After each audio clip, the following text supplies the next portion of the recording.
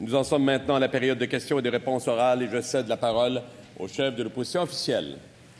Monsieur le Président, le premier ministre s'est vanté hier de défendre les valeurs québécoises avec son projet de loi. Il s'est vanté d'agir rapidement pour montrer au reste du Canada qu'ils ne nous imposeront pas leurs valeurs. C'est vraiment désolant, Monsieur le Président, parce que ce n'est pas le méchant gouvernement fédéral qui nous a imposé la Charte québécoise des droits et libertés, c'est le gouvernement du Québec qui s'est assuré de protéger les droits fondamentaux de ses citoyens. Monsieur le Président, je le répète, le premier ministre ne peut pas changer les bases mêmes de notre société en 5 semaines sans écouter ceux qui ne pensent pas comme lui. Hier, d'ailleurs, on a assisté à un cafouillage monstre. La vice-première ministre a contredit la ministre de la Justice en incitant littéralement les citoyens à dénoncer leurs voisins à la police. Monsieur le Président, sommes-nous vraiment rendus à dénoncer nos voisins, nos collègues de travail qui portent une petite croix sous leurs uniformes? Mais pire encore, le premier ministre répond qu'elle n'aurait pas dû se prononcer sur l'application du projet de loi. Si je comprends bien, le premier ministre est prêt à passer le bulldozer dans le Parlement pour son projet de loi, mais refuse d'indiquer comment il sera appliqué. Monsieur le Président, pourquoi le premier ministre refuse-t-il de dire à la population comment et surtout par qui sera appliqué son projet de loi? Monsieur le Premier ministre. Monsieur le Président, d'abord, il y a des premiers ministres libéraux qui ont dérogé à la Charte québécoise des droits et libertés. Deuxièmement, Monsieur le Président, le chef de l'opposition officielle nous dit que le 14 juin, donc la date de la fin de la session, ça ne donne pas assez de temps pour débattre, ce qui est en train de nous annoncer une stratégie libérale pour que les débats ne se fassent pas dans l'ordre et de façon constructive. On a le droit de se poser la question. Mais, Monsieur le Président, même si on avait 2 ans pour débattre, chose qui est claire, le gouvernement de la CAQ, la majorité des Québécois, pensent que les personnes qui sont en autorité, comme les policiers, ne devraient pas porter de signes religieux. Le Parti libéral pense que les policiers devraient pouvoir porter un signe religieux. On a beau débattre pendant 2 mois ou 2 ans, je ne pense pas que je vais convaincre les libéraux d'adopter la position, même avec des ajustements de bonne foi totalement. Donc, Monsieur le Président, je pense que, malheureusement, le chef de l'opposition officielle nous annonce des journées bien remplies en commission parlementaire. On va le faire jusqu'au 14 juin. Puis si on est capable de bien le faire, on n'aura pas besoin de bâillons. Première complémentaire. La parole appartient au chef de l'opposition officielle.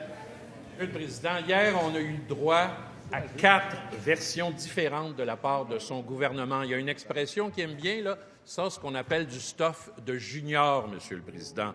La réalité, c'est qu'il n'a aucune idée comment sa loi va s'appliquer. Que le premier ministre soit clair. Les Québécois ont le droit de savoir est-ce qu'il va y avoir des sanctions et si oui, lesquelles? Monsieur le Premier ministre. Monsieur le Président, j'espère que le chef de l'opposition officielle n'est pas en train de nous dire qu'il serait d'accord à ce que des lois adoptées ici à l'Assemblée nationale ne soient pas respectées. J'espère qu'il va nous appuyer pour s'assurer que les lois qui sont votées à l'Assemblée nationale soient appliquées correctement. Est-ce qu'il est en train de nous dire le contraire? Est-ce qu'il est d'accord avec les maires ou les commissions scolaires qui proposent la désobéissance? Est-ce que le Parti libéral est rendu comme le leader de Québec solidaire? Qu'est-ce que propose le chef de l'opposition officielle? Deuxième complémentaire, Monsieur le chef de l'opposition officielle. Tout un discours d'unité qu'on a ici aujourd'hui, Monsieur le Président, devrait quand même être capable de répondre facilement à mes questions. Qui va s'assurer, par exemple, qu'un nouveau professeur enlève sa croix? Qui va permettre à un de ses collègues de garder son foulard? Et, Monsieur le Président, ça va être quoi les conséquences de ça si le professeur ne l'enlève pas? Ça va être quoi les conséquences dans votre projet de loi? Monsieur le Premier ministre. Monsieur le Président, les personnes responsables, que ce soit dans une école, que ce soit dans une municipalité, vont devoir s'assurer que les lois soient appliquées. Oui, ça prend du courage pour développer, pour déposer le projet de loi qu'on a déposé sur la laïcité. Hier, l'ancien ministre libéral de la Santé nous disait que, selon lui, le Parti libéral a manqué de courage. Vous savez quoi? Pour une fois, je suis d'accord avec lui. Troisième complémentaire, Monsieur le chef de l'opposition officielle. Monsieur le Président, la Coalition Avenir Québec trouvait que 2 ans, c'était pas assez pour la légalisation du cannabis. Ils nous confirment maintenant, aujourd'hui, qu'ils vont utiliser un bâillon pour limiter les droits des Québécois après seulement 5 semaines de débat. Ça ne fait aucun sens. Est-ce que le premier ministre peut reprendre son leader et, une fois pour toutes, écarter la possibilité de bâillonner l'Assemblée nationale pour limiter les droits fondamentaux des Québécois? Monsieur le Premier ministre. Monsieur le Président, ça fait 11 ans qu'on débat au Québec du rapport Bouchard-Taylor. Ça fait 11 ans qu'on entend parler de la place des signes religieux. Les Québécois souhaitent qu'on interdise les signes religieux pour les personnes qui sont en autorité. Les libéraux ne sont pas d'accord avec ça. Ils ne seront pas plus d'accord dans 2 mois. Ils ne seront pas plus d'accord dans 2 ans. C'est important qu'on mette des règles claires. C'est ce qu'on fait. Puis on va pouvoir passer à d'autres sujets. Question principale, Madame la députée de Marguerite-Bourgeoys. Merci, Monsieur le Président. Dans le projet de loi 21, le ministre de l'Immigration, de la Diversité et de l'Inclusion va pas mal loin. Avant même d'aller sur le fond du projet de loi, nous devons dire que ce projet de loi contient des mesures assez surprenantes. Ce projet de loi est miné de questions sans réponse. Le gouvernement, dans sa réflexion de plus de 6 mois, nous présente un nouveau concept que personne n'a vu venir, même dans nos élucubrations les plus fantaisistes, et je nomme le port de signes religieux invisibles. Les patrons des organismes publics devront dénoncer le port de signes religieux invisibles, Monsieur le Président. Invisibles, je répète. Le gros bon sens, disait le ministre, le gros bon sens. Son gros bon sens, il s'applique comment? Sur une petite croix dissimulée sous ma chemise. Monsieur le ministre de l'Immigration. Merci, Monsieur le Président. Je remercie la collègue pour sa question. Dans le projet de loi 21, ce que nous avons fait, c'est le choix d'interdire tous les signes religieux, le port de signes religieux pour les personnes qui sont en situation d'autorité. Donc, on parle des policiers, des procureurs, des agents correctionnels, des enseignants, des directeurs d'école. Et donc, c'est très clair pour que ces personnes-là qui sont en situation d'autorité, ils ne peuvent pas porter le port de signes religieux. Effectivement, si la croix elle est portée sous le vêtement, elle n'est pas permise non plus. Même chose, si la croix elle est portée par-dessus le vêtement, elle n'est pas permise. C'est l'interdiction complète de port de signes religieux. Nous, on a choisi d'avoir une mesure claire et cohérente, contrairement à l'époque où le Parti québécois avait présenté son projet de loi en lien avec la laïcité, où il fallait sortir le tape à mesurer. Et je crois même qu'à l'époque, le Parti libéral disait, bien voyons donc, c'est inapplicable. Nous, on a choisi un projet de loi qui était cohérent, qui était pragmatique, ce qu'on dit aux gens durant leurs heures de travail, durant leurs prestations de travail, pour un certain nombre d'employés qui représentent l'État et qui ont un pouvoir particulier, bien, ceux-ci, on leur dit vous ne pouvez pas porter de signes religieux. Je pense que c'est pas compliqué à comprendre. C'est une mesure qui est applicable et ça fait en sorte que la loi, elle est claire à ce niveau-là. C'est interdit de porter un signe religieux. Première complémentaire, Madame la députée de Marguerite-Bourgeoys. On ne prendra peut-être pas le tape à mesurer, mais on va demander à l'employé d'ouvrir son col de chemise, par exemple.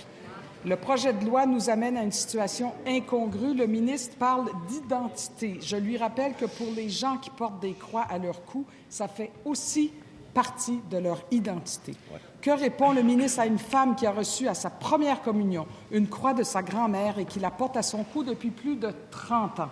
Allez-vous vraiment lui demander de se défaire de cette croix catholique qu'elle n'a pas enlevée depuis plus de 30 ans et lui demander d'ouvrir sa chemise? Monsieur le ministre de l'Immigration, la parole n'appartient qu'au ministre. S'il vous plaît. Monsieur le Président, je comprends que la députée de Marguerite-Bourgeoys essaie de créer une situation, une problématique où il n'y en a S'il vous plaît. pas. Monsieur le Président, il est très clair qu'on ne demandera pas... S'il vous plaît, un petit peu de silence. On poursuit dans l'échange. Il est très clair que la personne chargée de l'application de la loi, la plus haute autorité administrative à l'intérieur de chaque organisation, ne demandera pas aux gens de se déboutonner pour vérifier s'ils portent des signes religieux ou non. Il s'agit d'une question de respect de la loi pour la personne qui est dans le poste en situation d'autorité. Elle ne doit pas porter de signes religieux. Chaque loi est appliquée avec discernement par la personne qui est chargée de l'application de la loi. Vous le savez très bien. Vous avez été ministre d'un gouvernement. C'est comme ça que ça fonctionne. Deuxième complémentaire, Madame la députée de Marguerite-Bourgeois, nous sommes attentifs à la question.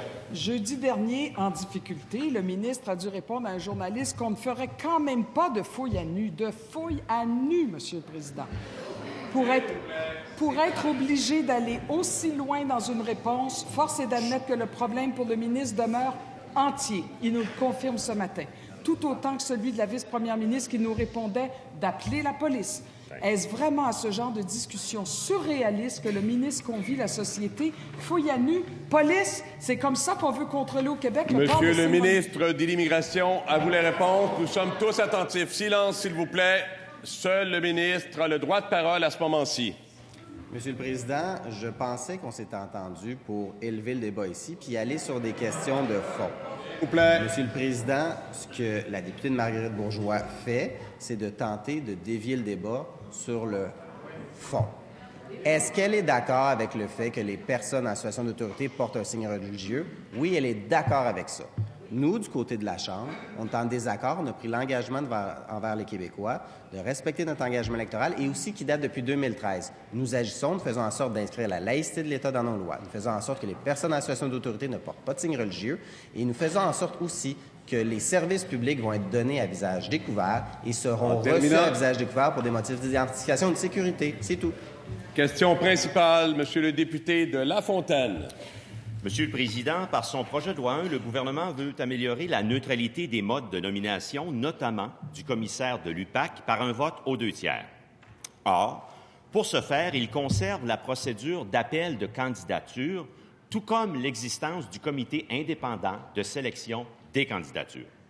La semaine dernière, au sujet de la nomination du commissaire de l'UPAC, la ministre de la Sécurité publique y est allée encore une fois d'une affirmation insolite et inquiétante. Elle a affirmé, je la cite, « Moi, comme ministre, ce que je peux faire, c'est refaire un appel de candidature si je juge qu'une personne, ce n'est pas à ma satisfaction. On ne peut pas en chasser dans la loi des prescriptions trop strictes quant au nombre d'appels de candidature qu'il faut faire. » Fin de la citation. La ministre, Monsieur le Président, ne peut pas relancer des appels de candidature jusqu'au moment où elle va tomber sur sa candidature. Pourquoi veut-elle transformer le comité de sélection en comité bidon? Madame la ministre de la Sécurité publique. Merci, Monsieur le Président. Alors, c'est la troisième fois que j'ai l'occasion de répondre dans cette Chambre sur le projet de loi 1 dont on est très fiers et c'est la troisième fois que j'ai l'occasion de repréciser que c'est un fait bien connu que le Parti libéral est contre les nominations 2/3, a voté contre le principe du projet de loi et est donc foncièrement opposé au projet de loi numéro 1. Ceci étant dit, Monsieur le Président, la démocratie parlementaire étant ce qu'elle est, nous nous prêtons en toute bonne foi à l'exercice qui est l'étude détaillée du projet de loi 1. Et nous en sommes, Monsieur le Président, tenez-vous bien, à plus de 20 heures d'études et de discussions sur le projet de loi 1, avec toujours des discussions qui portent sur l'article 1 du projet de loi. On va d'amendement en sous-amendement et je vous laisse deviner, Monsieur le Président, qui dépose toutes ces pièces législatives. Mais qu'à cela ne tienne, nous continuons de nous prêter à l'exercice avec sobriété et patience. Le député de La Fontaine sait très bien que j'ai complété les commentaires qu'il évoque en disant qu'il est dans notre intention, à supposer qu'on se rend à l'article 2 du projet de loi, Monsieur le Président, de déposer un amendement qui va permettre de nous assurer qu'on aura toujours au moins 2 candidats pour les postes, Monsieur le Président. Première complémentaire, Monsieur le député de La Fontaine. Monsieur le Président, la population est juge. J'ai posé une question très précise. La ministre, comme en commission parlementaire, n'a pas répondu à la question. Elle dit qu'on dépose des amendements. La population qui nous juge à la maison, c'est-tu correct de déposer un amendement pour ne pas permettre à la ministre de bypasser un comité de sélection, si vous me permettez l'expression, Monsieur le Président? C'est ça la question. D'où, Monsieur le Président, peut-elle elle-même dire « Comité de sélection indépendant, faites votre travail, mais si dans ce que vous m'apportez, j'ai pas ma candidature, vous allez recommencer jusqu'à temps que je sois satisfaite. » C'est ça notre Madame travail. la ministre de la Sécurité civile. Monsieur le Président, pour une fois, je suis d'accord avec le collègue Lafontaine, la population est juge. Et je pense que la population, oui, nous paie pour avoir des discussions constructives, mais quand ça fait plus de 20 heures qu'on parle exactement la même chose et qu'on tourne en rond sur un projet de loi qui fait par ailleurs consensus auprès de la deuxième et de la troisième opposition, je laisse effectivement les citoyens juger de la pertinence de la part du Parti libéral de faire en sorte qu'on perd notre temps à parler et à reparler toujours des mêmes choses sur ce projet de loi-là. Monsieur le Président, j'ai annoncé mon intention de nous assurer que nous aurons toujours au moins 2 candidats éligibles, à la fois au poste du commissaire de l'UPAC, de DPCP et de DG de la Sûreté du Québec. Et j'invite, encore une fois, très gentiment, le Parti libéral à se ranger aux 3 autres partis et à faire avancer le projet de loi, Monsieur le Deuxième Président. complémentaire. Monsieur le député de Lafontaine, nous sommes attentifs, encore une fois, aux questions et vos réponses. S'il vous plaît, la parole appartient aux députés. La population vient d'être témoin, Monsieur le Président, de toute la patience dont fait preuve la ministre. Dans le débat parlementaire, c'est notre travail, on va le faire. Maintenant, j'aimerais entendre Monsieur le Premier ministre, Monsieur le Président, est-il au courant, lui, que mardi dernier, sa ministre a affirmé, je la cite, « Il est possible que le Premier ministre lui-même, pour une raison qui lui appartient, décide que finalement cette candidature-là ne lui convient pas. Donc, on devra faire un autre appel de candidature. » Le premier ministre peut-il faire comme il a fait hier soir et recadrer sa ministre de la Sécurité civile. Encore une fois, je suis obligé de vous rappeler que la seule qui a la parole présentement est la ministre de la Sécurité civile pour la réponse. Monsieur le Président, les libéraux ont protégé ce mode de nomination-là qui relevait uniquement d'eux-mêmes pendant 15 ans. Et aujourd'hui, ils essaient de faire la leçon au seul parti politique qui aura eu l'audace de transférer les nominations de ces 3 personnes-là à l'Assemblée nationale au complet. Monsieur le Président, si le Parti libéral, qui est contre les nominations 2/3, veut continuer de s'isoler dans son opposition entêtée à un projet de loi qui fait par ailleurs consensus, c'est son affaire, mais avec la deuxième, troisième opposition, nous allons continuer d'avancer, Monsieur le Président. Question principale, elle appartient au député de Jonquière. Oui, Monsieur le Président, ce qui devait être l'exception est devenu la norme. Les heures supplémentaires obligatoires sont devenues le quotidien plutôt que des situations d'urgence. Pour des milliers d'infirmières, les journées de travail normales sont complètement exagérées. Le 8 avril prochain, elles vont choisir de préserver leur santé physique et leur santé mentale le temps d'une journée. Le temps d'une journée sans temps supplémentaire, le temps d'une journée normale. Elles le font surtout pour lutter contre les mesures, ou plutôt l'absence de mesures de la ministre de la Santé et de celui qui occupait le poste avant elle. Elles s'indignent contre un gouvernement qui s'était engagé à abolir les heures supplémentaires obligatoires.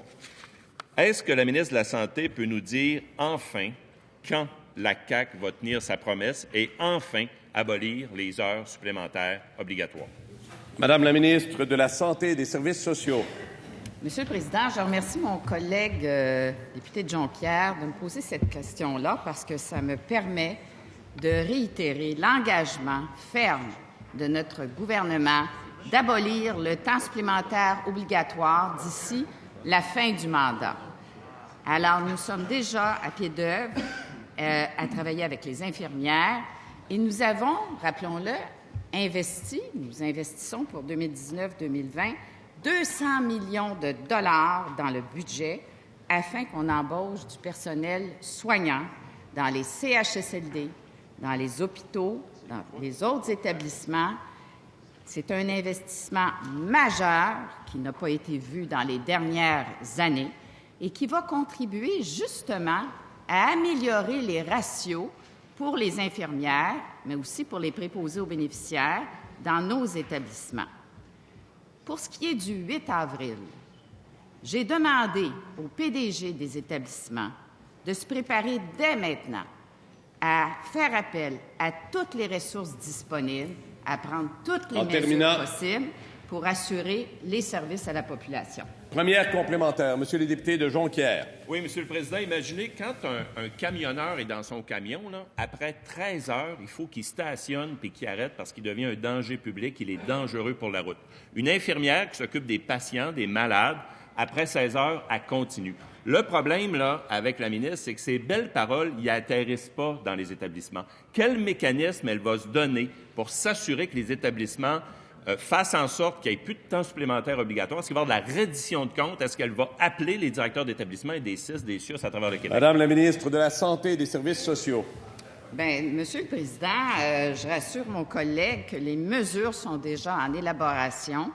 Des mesures importantes de mettre en place davantage des postes à temps complet, de davantage embaucher des infirmières auxiliaires, par exemple.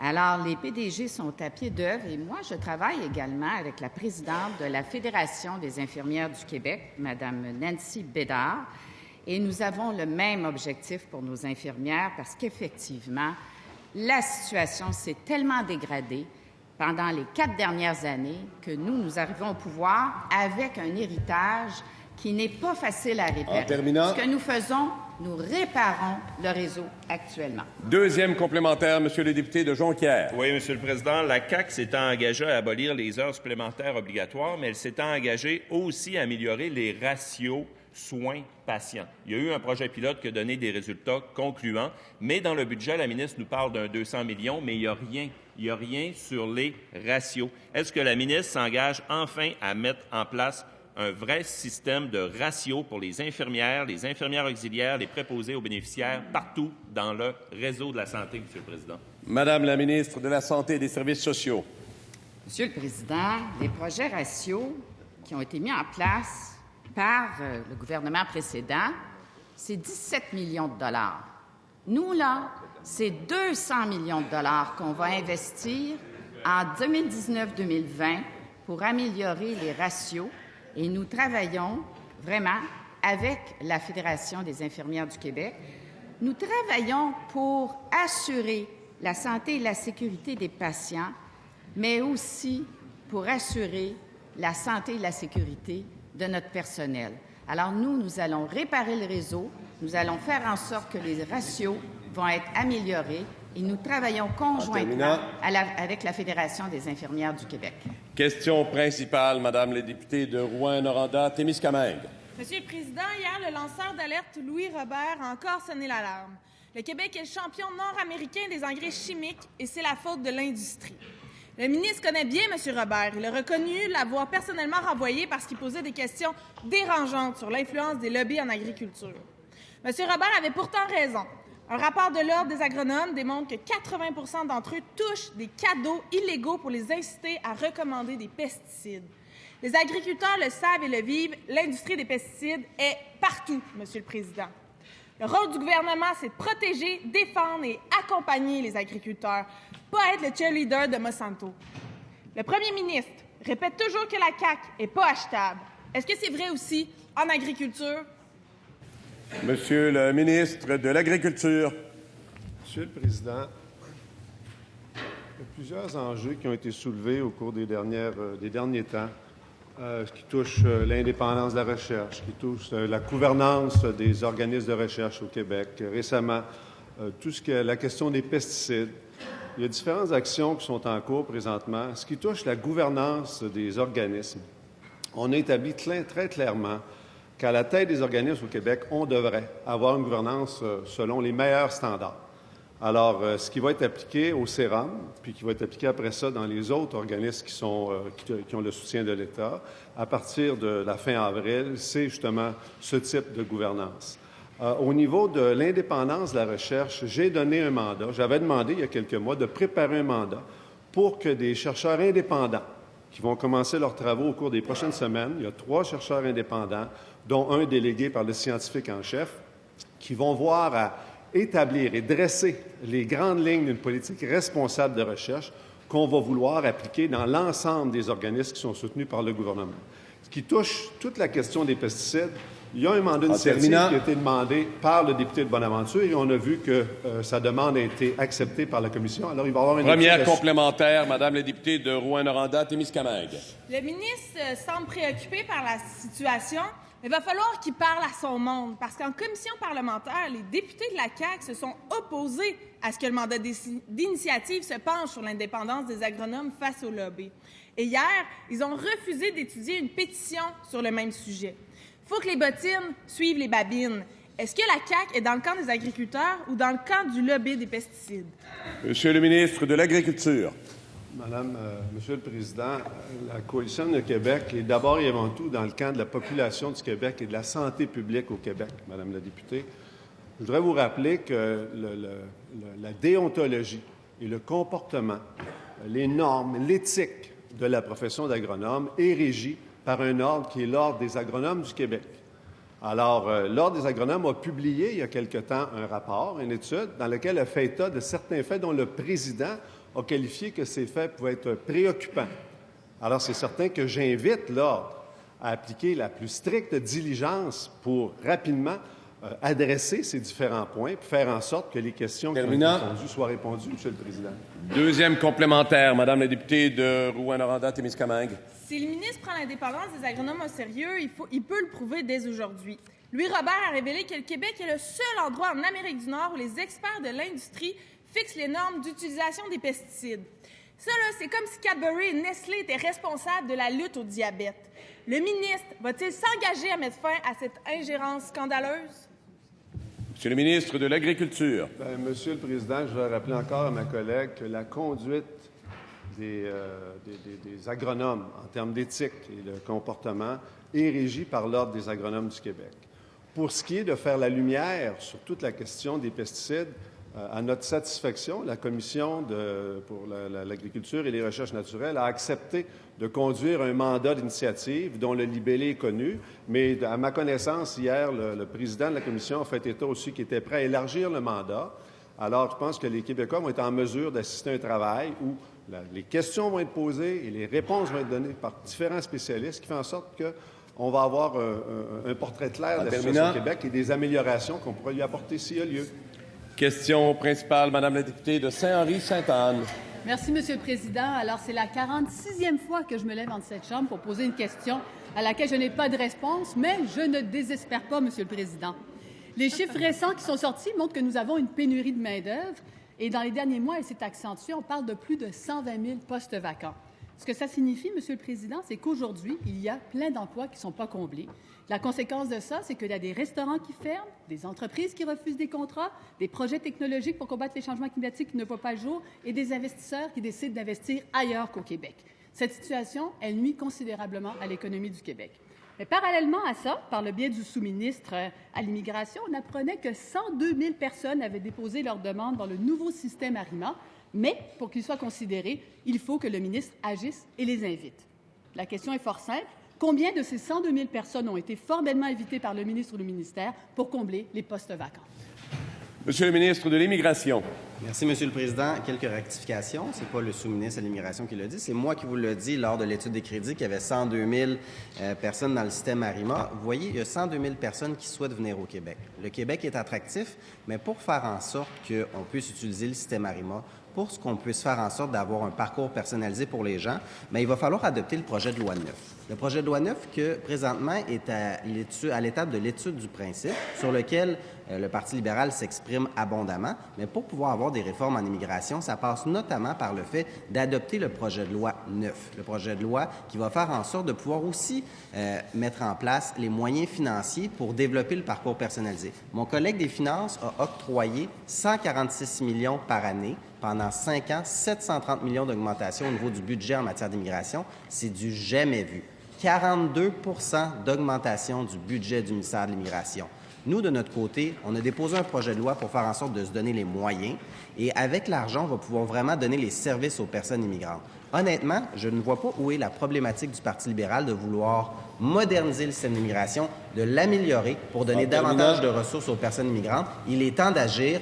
Joignez-vous à nous pour moderniser le système d'immigration. Première complémentaire, Madame la députée de Saint-Henri-Sainte-Anne. Je rappelle qu'à la question que j'avais posée, c'est le sous-ministre qui lui a donné la réponse parce qu'il a répondu qu'il n'avait lui-même pas la réponse et qu'il avait demandé à son sous-ministre de la lui fournir. Mais la réponse à la question que je posais, c'était zéro. Aucune personne parmi les 102 000 personnes qui ont soumis leur candidature dans les 6 derniers mois ont été invitées. Aucune personne, Monsieur le Président.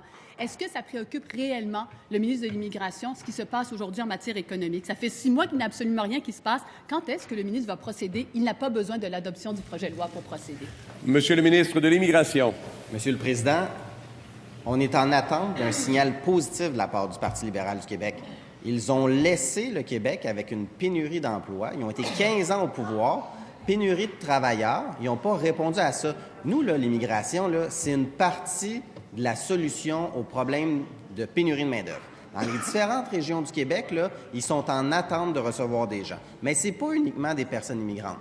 C'est des gens qui sont rendus à la fin de leur carrière, qui peuvent demeurer sur le marché du travail. C'est des gens qui sont des raccrocheurs. C'est des gens dans les communautés autochtones qui souhaitent être intégrés au marché du travail. Nous, on est en une approche transversale et on veut faire en sorte que tout le monde puisse travailler au Québec. Mais honnêtement, donnez-nous un coup de main à adopter le projet de loi 9 puis on va pouvoir aller de l'avant. Deuxième complémentaire, Madame la députée de Saint-Henri-Sainte-Anne. Concrètement, Monsieur le Président, aujourd'hui, Pratt & Whitney a 400 postes à pourvoir. 200 postes d'employés syndiqués, 200 professionnels, tous des emplois payants, et ils recherchent des candidats aujourd'hui. On a une banque de 102 000 personnes. Il n'y a personne qui a décidé d'inviter ces personnes-là pour appliquer, pour combler ces postes. Qu'attend le ministre pour agir? Il n'a pas besoin de l'adoption de son projet de loi. Il peut agir aujourd'hui, mais ça fait 6 mois qu'il se traîne les pieds. Qu'attend-il pour agir? Monsieur le ministre de l'Immigration. Bon, Monsieur le Président, on va s'entendre sur une chose. Je pense pas que je me traîne les pieds depuis 6 mois. S'il vous plaît, réponse. Mais je respecte l'opinion de la collègue, je le dis, on a le droit d'avoir des points de vue divergents dans cette Chambre, puis je respecte son point de vue. Cela étant dit, vous savez, il y a le programme des travailleurs temporaires aussi qui est disponible. Et là-dessus, on est en négociation avec le gouvernement fédéral pour avoir des assouplissements. Notamment, j'ai rencontré avec mon collègue d'Emploi et du Travail, les ministres fédéraux, pour avoir des assouplissements au programme des travailleurs temporaires. Est-ce que vous êtes d'accord avec nous pour avoir davantage d'assouplissements pour faire en sorte de répondre aux besoins des entrepreneurs, des employeurs, pour réduire le délai aussi pour accueillir ces gens-là et éventuellement les permanentiser pour qu'ils puissent s'intégrer à la société québécoise? C'est la voie du projet de loi 9. Je vous invite à collaborer. Question principale, Madame la députée de Marie-Victorin. Monsieur le Président, on le sait, les Québécois sont présentement en plein dans la période des rapports d'impôts. Nous en avons tous 2 à produire, un pour le gouvernement du Québec, un pour le gouvernement du Canada. Le 17 janvier dernier, le premier ministre a rencontré Justin Trudeau pour lui demander l'instauration d'une seule déclaration d'impôts gérée par le gouvernement du Québec. Il a raison, Monsieur le Président. 2 rapports d'impôts, c'est du gaspillage de fonds publics. Une étude de l'IRE publiée le 27 mars démontre justement qu'on pourrait collectivement économiser 425 millions de dollars avec une déclaration unique au Québec. Malheureusement, comme c'est trop souvent le cas au Canada, la réflexion de Justin Trudeau n'a même pas duré 2 semaines qu'il refusait cette demande légitime du gouvernement du Québec. Ma question est donc très simple.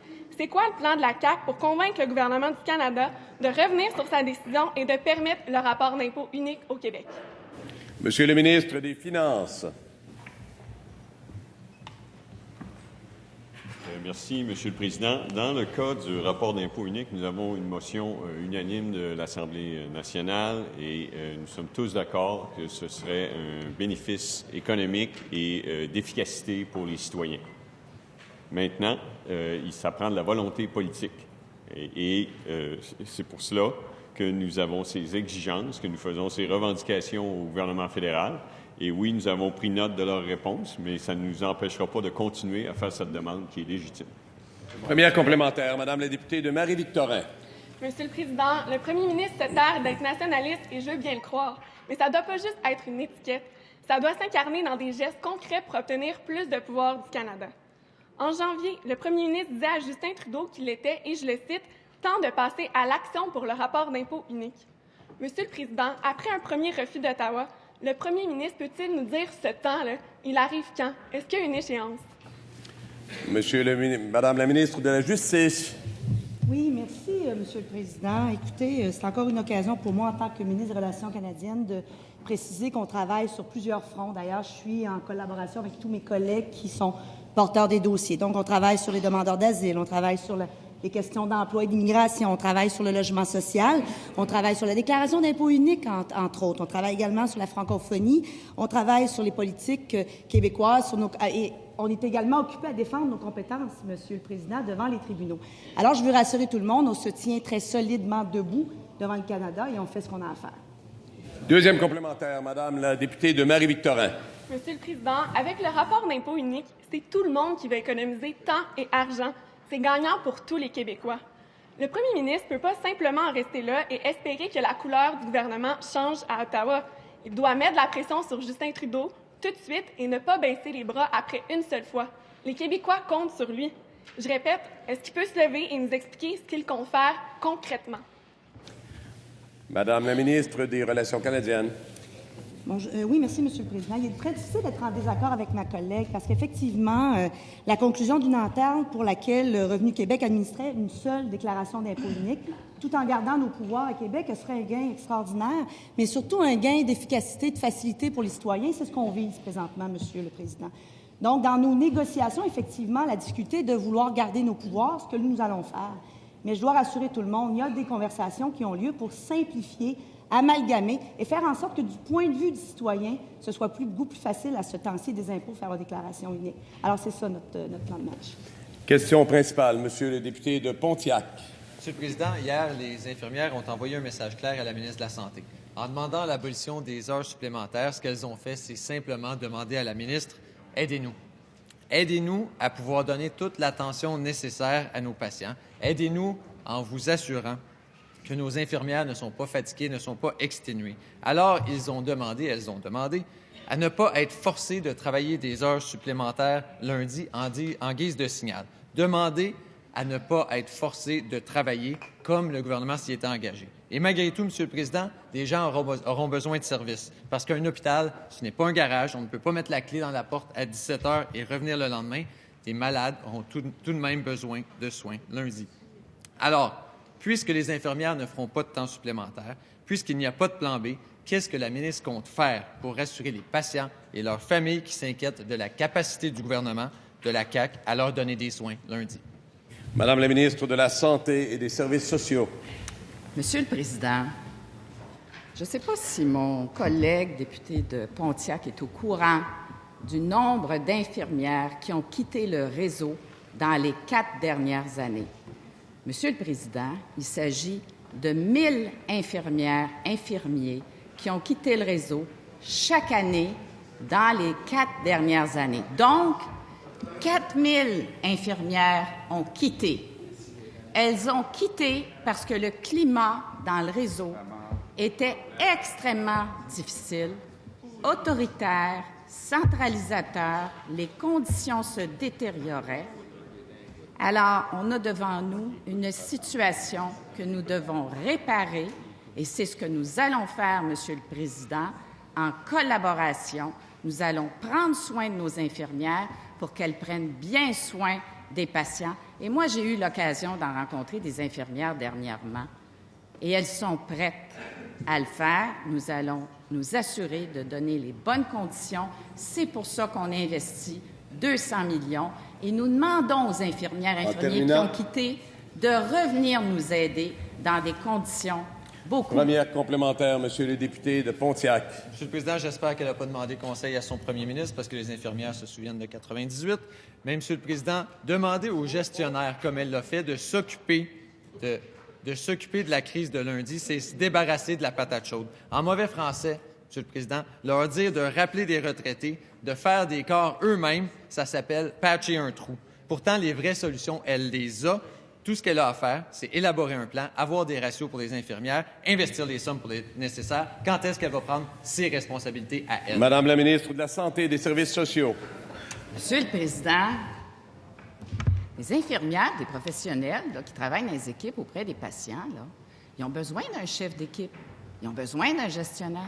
Ça les aide, ça les supporte. Savez-vous ce que le gouvernement précédent a fait?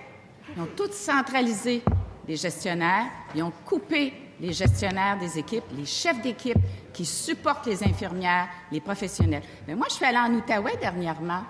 Savez-vous qu'est-ce qu'ils ont fait en Outaouais? On leur a demandé, ils l'ont fait rapidement. Ils ont remis une gestionnaire à l'hôpital de Maniwaki. Le personnel est enchanté, ils sont contents, ça leur donne de l'espoir, du support. C'est ce que nous allons faire, Monsieur le Président. Deuxième complémentaire, Monsieur le député de Pontiac. Président, la ministre annonce 200 millions, mais 200 millions sans plan de recrutement, là, c'est 200 millions en postes vacants, c'est 200 millions en patients non traités, puis c'est 200 millions pour l'ensemble du réseau, pas pour abolir le temps supplémentaire. Mais la ministre, elle pourra en mettre 4, 5, 600 millions. Tant qu'elle n'a pas de stratégie pour l'attraction des infirmières, ça ne marchera pas. Entre-temps, là, tout ce qu'elle fait, c'est prendre une infirmière à gauche pour boucher un trou à droite, puis elle en crée un autre à gauche. Monsieur le Président, ça ne prendra pas juste des belles paroles. Pourquoi elle n'adopte pas des ratios patients-infirmières? Madame la ministre de la Santé et des Services sociaux. Bien, Monsieur le Président, les ratios patients-infirmières sont connus. Moi, j'ai des discussions avec la présidente de la FIC, c'est connu. C'est ce que nous allons déployer, nous sommes bien entendus, la présidente de la Fédération et moi-même, sur un horizon de 4 ans, et c'est ce que nous allons faire dans les prochaines années. En fait, on va réparer ce que le gouvernement précédent a très dommagé. Alors moi, je redemande encore aux infirmières, infirmiers qui ont quitté le réseau, je leur dis, le ton a changé, l'approche change, nous allons redéployer, soutenir nos équipes, revenez nous aider, revenez le 8 avril, revenez le 8 avril. Venez travailler avec nous. En terminant. Supportez vos collègues. On va le réparer, le réseau, Monsieur le Président. Question principale, Madame la députée de Saint-Laurent. Merci, Monsieur le Président. J'espère que le ministre de l'Éducation saura donner raison à la ministre de la Sécurité publique et s'assurer qu'elle n'enverra pas la police de la laïcité dans nos écoles, parce que nous avons des urgences beaucoup plus importantes. Comme vous le savez, Monsieur le Président, et j'espère que le ministre de l'Éducation aussi est au courant, avec l'embourgeoisement de certains quartiers, que ce soit dans Hochelaga, Maisonneuve ou à Saint-Henri, certaines écoles ne sont plus dans l'indice de défavorisation. Ça fait en sorte que la Commission scolaire de Montréal, la gestion des taxes, n'arrive pas en ce moment à financer l'ensemble des enfants qui proviennent de familles en difficulté financière. Elles ont besoin d'argent présentement pour s'assurer que nos enfants ne vont pas à l'école le ventre vide. Présentement, il en coûte 1 $ pour ces familles à faible revenu. Cette facture va quintupler. C'est un changement, c'est un choc tarifaire important. Les commissions n'ont pas l'argent nécessaire pour subvenir à tous les besoins. Allez-vous les aider, Monsieur le ministre de l'Éducation? Monsieur le ministre de l'Éducation et de l'Enseignement supérieur. Monsieur le Président, je remercie ma collègue pour sa question parce que quand on parle d'enfants vulnérables, d'enfants qui ont le ventre vide, d'enfants qui sont dans des milieux défavorisés, ça relie tout le monde. Je pense qu'on est là pour prendre soin des gens, puis c'est ce qu'on veut faire. L'ensemble des règles budgétaires ne sont pas déposées à ce moment-ci. Puis il y a toutes sortes de façons d'aider les enfants dont les parents sont pauvres. On dit des fois que ça n'existe pas des enfants défavorisés. Il y a des milieux défavorisés, il y a des parents défavorisés, mais les enfants ont tous les mêmes droits d'avoir les meilleurs services. Puis de ne pas arriver à l'école le ventre vide. Puis je sais qu'elle parlait aussi des dîners. Je peux vous dire qu'on travaille pour s'assurer que l'argent va dans les écoles, puis que une meilleure façon de rallouer l'argent et de mieux couvrir les besoins alimentaires de base en éducation. On travaille là-dessus. Ça devrait être rendu public très prochainement. Je veux envoyer un message d'espoir à ces jeunes-là, à ces écoles-là. On n'a pas l'intention de les laisser tomber. Il n'est pas question de couper l'aide financière pour l'aide alimentaire pour les jeunes qui, malheureusement, ont des parents qui sont pauvres. Et par rapport même aux indices de milieu de défavorisation, on arrive aussi avec des solutions pour éviter que les jeunes ne soient pénalisés à cause du nouveau recensement. Première complémentaire, Madame la députée de Saint-Laurent. Merci beaucoup, Monsieur le Président. Merci, Monsieur le ministre. Comme vous le savez, c'est maintenant que les factures sont apparues chez nos parents. C'est maintenant que les parents sont déjà dehors en train de manifester pour demander un répit. Je sais que vous envisagez de mettre 1 milliard pour des maternelles 4 ans qui ne sont pas demandées par tous les parents. Mais il y a plusieurs parents. Au Québec, on parle d'environ 200 quelques mille familles vivant avec un seuil de revenus défavorisé. Quand allez-vous sortir l'argent, s'il vous plaît? Monsieur le ministre de l'Éducation. Bien, Monsieur le Président, on a eu un budget extraordinaire en éducation qui va permettre d'améliorer, de bonifier les services aux enfants qui ont toutes sortes de difficultés, que ce soit malheureusement de la pauvreté dans leur milieu, mais aussi des difficultés d'adaptation, des difficultés d'apprentissage, des retards de développement, etc.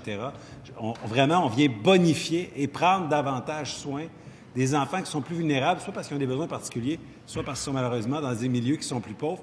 Par rapport aux indices de défavorisation, dans le budget, on dit qu'il y a une augmentation de 10 % de cette enveloppe-là. C'est jamais vu d'une seule année augmenter de 10 % les sommes dévolues aux enfants qui sont dans les milieux défavorisés. Je pense qu'ils sont bien entendus, bien écoutés. Commentaire, Madame la députée de Saint-Laurent. Monsieur le Président, je vais préciser davantage ma question. Vous allez mettre 1 milliard de dollars pour les maternelles 4 ans. Si vous avez aujourd'hui l'intention réelle d'aider les familles vulnérables du Québec, mur à mur, partout au Québec, il en coûtera environ 100 millions de dollars. Est-ce qu'aujourd'hui, vous vous engagez à faire une mesure universelle pour aider les familles en difficulté à faible revenu pour ne pas faire face à un choc tarifaire? Si oui, quand exactement? Parce que dans votre budget, il n'y avait absolument rien pour les gens vulnérables et les pauvres de notre société. Monsieur le ministre de l'Éducation. Monsieur le Président, je pense qu'il y a beaucoup de mesures dans notre budget pour les gens qui sont dans des situations précaires. Je me rappelle d'ailleurs que mon collègue ministre du Travail avait annoncé une bonification extraordinaire pour les gens qui sont inaptes à l'emploi aussi et qui sont sur l'aide sociale. Il faut le rappeler, je pense que c'était au-delà d'1 milliard. On rajoutait au-delà d'1 milliard pour ces gens-là. Évidemment, ces gens-là sont parfois aussi des parents. Par rapport à l'aide spécifique scolaire, elle est bonifiée, elle est augmentée. Et je le répète, on a augmenté de 10 l'enveloppe d'une seule année, là, pas sur 5 ans, d'une seule année, l'enveloppe pour les écoles qui sont en milieu défavorisé, l'IMSE. On pose déjà dans la bonne direction. On est très sensible à cette situation. Je vous remercie. Cela met fin à la période de questions-réponses orales. Merci de votre collaboration.